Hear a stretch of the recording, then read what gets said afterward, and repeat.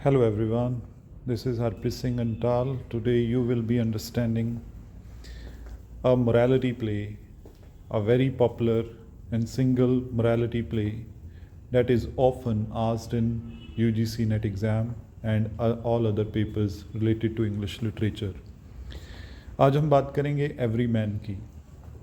Every man का meaning हम सब एवरी मैन, ये एक मोरालिटी प्ले है। मोरालिटी प्ले एक ऐसे प्ले जिसमें करेक्टर्स जो आपको पर्सोनिफिकेशन में मिलते हैं और आपको एलेगोरिकल करेक्टर्स मिलेंगे।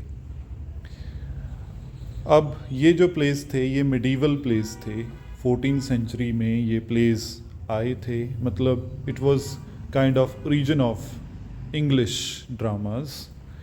तो सबसे पहले प्लेस आए थे, आपको पता होना चाहिए, miracle plays, mystery plays, morality plays, interludes, ये प्लेस थे। तो मोरालिटी प्लेस जो हैं उसमें आपको इस कहानी से नज़र आएगा कि ये प्लेस कैसे हैं।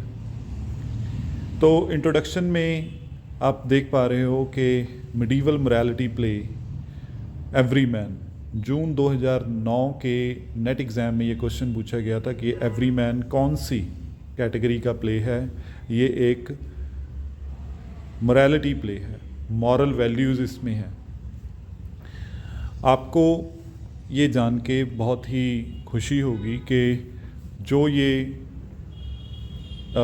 टॉपिक मैं आपको करा रहा हूँ, मैं आपको टीच कर रहा हूँ, ये टॉपिक में जो भी क्वेश्चंस पूछे गए हैं पिछले सालों के पेपर्स में, वो आपको साथ साथ उसका भी यहाँ पर रेफरेंस मिलेगा। तो आपके लिए बड़ा आसान हो गया ये इसकी पेपर की तैयारी करना। आप मेरे नेट की तैयारी इस यूट्यूब चैनल के ज़रिए कर सकते हो और ज़्यादा गाइडेंस के लिए आप मुझे कॉल भी कर सकते हो। तो एवरी मैन एक मिडीवल मोरालिटी प्ले है जो एक एलेगरी है ह्यूमन लाइफ की और स्पिरिचुअल सैल्वेशन की। मनुष्य की ज़िंदगी और उसकी मौत के बाद मुक्ति होनी ज़रूर चाहिए, और इसमें ये जो चीज़ है इस प्ले से हमें मिलती है। एवरी मैन कौन है? एवरी मैन हम सब हैं। हम अपनी एक जर्नी तय करेंगे और एक दिन मर जाएंगे और उसके बाद हमें मुक्ति मिलेगी। मुक्ति इसलिए मिलेगी अगर हम अच्छे कर्म करेंगे। तो इसमें इसी चीज़ के ऊपर फोकस है कि ये जो प्ले है एवरी मैन, इसमें ये बताया गया है कि मौत इनएविटेबल है, मौत अटल है, और सिर्फ जो गुड डीड्स हैं, अच्छे कर्म हैं, यही हमें कब्र के पार लेके जाएंगे, मुक्ति की तरफ लेके जाएंगे। अगस्त 2024 के नेट एग्ज़ाम में इसके ऊपर क्वेश्चन आया था कि कौन सी वो चीज़ है जो एवरी मैन के साथ मौत के बाद भी जाएगी, उसके अच्छे कर्म जाएंगे। अब हम कहानी के ऊपर आते हैं, पूरे इस प्ले की कहानी के ऊपर आते हैं। तो भगवान देख रहे हैं कि इंसान बहुत ज़्यादा पैसे और संसारिक प्लेजर्स के पीछे भाग रहा है, उससे अटैच हो चुका है और अपने जो स्पिरिचुअल ड्यूटीज़ हैं, अपनी जो परमात्मा को पाने का कर्तव्य है, उसको भूल चुका है, वो अच्छे कर्म भी करना भूल चुका है। तो इस चीज़ को देखते हुए भगवान ने मौत को भेजा एवरी मैन के पास। ये क्योंकि मैंने आपको कहा कि ये एक एलेगोरिकल वर्क है। एलेगोरिकल वर्क एलेगरी से आया है, और एलेगरी का मतलब है कि एक ऐसी कहानी जो सरफेस लेवल पर भी चलती है पर उसका एक डीप मीनिंग है। तो इस कहानी का, इस प्ले की कहानी का, एवरी मैन का एक डीप मीनिंग है। हमें वैसे देखने में तो ये लग रहा है कि एवरी मैन किसी करेक्टर का नाम है, पर डीप लेवल पर एवरी मैन हम सब हैं। तो एवरी मैन को डेथ का सामना करना पड़ना है और भगवान ने मौत भेजी है,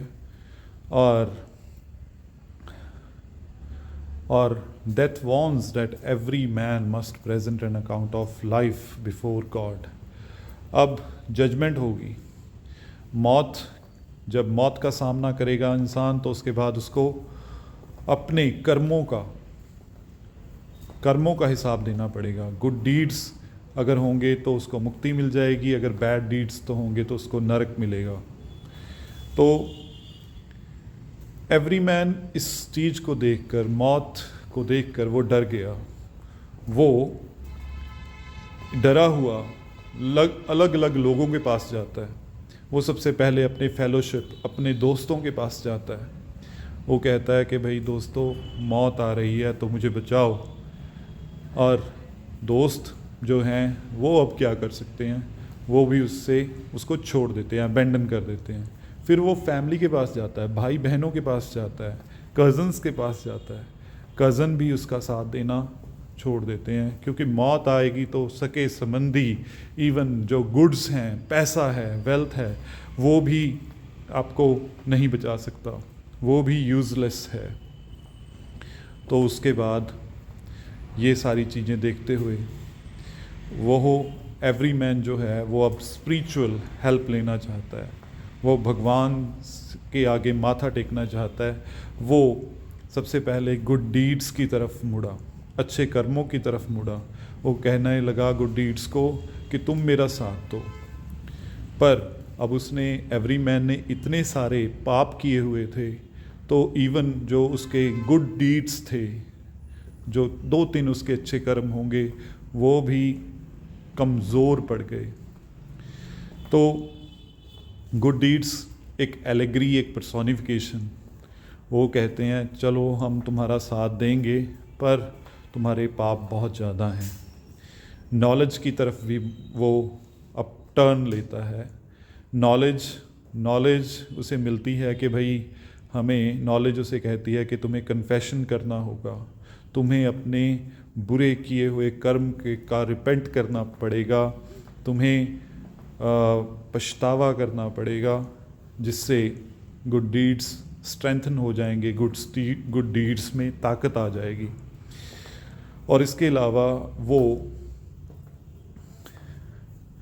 अलावा स्ट्रेंथ, ब्यूटी, डिस्क्रिशन और 5 विट्स जो थे, ताकत, सुंदर, डिस्क्रिशन, इनके पास भी वो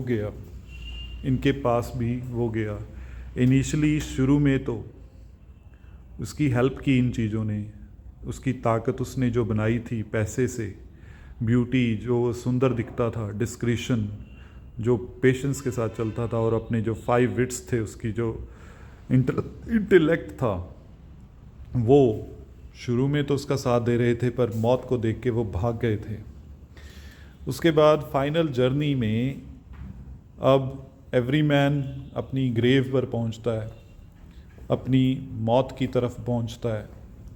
तो सिर्फ जो गुड डीड्स हैं उसको छोड़कर बाकी सारी जो भी कैरेक्टर्स थे, चाहे वो स्ट्रेंथ था, ब्यूटी था, डिस्क्रिशन था, गुड्स था, ये सारे उसको छोड़ गए और सिर्फ गुड डीड्स ही उसके साथ गए।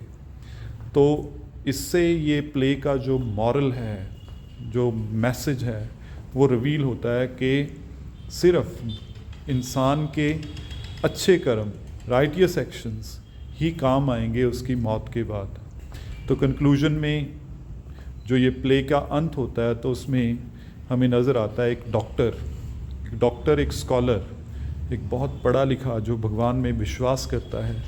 वो कहता है कि हर एक इंसान को हमें मौत के लिए प्रिपेयर हो जाना चाहिए। और प्रिपेयर हम कैसे होंगे?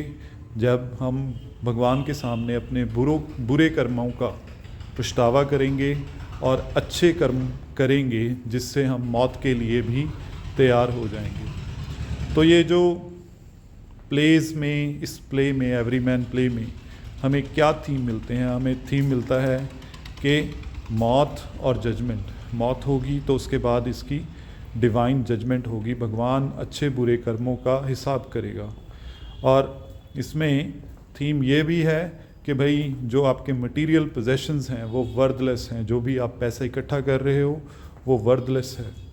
और इसमें नॉलेज और गुड डीड्स काम आएंगे, पर नॉलेज से, ज्ञान से हमें पता लगेगा कि हमने बुरे काम किए हैं और हम रिपेंटेंस करेंगे, हम पछतावा करेंगे।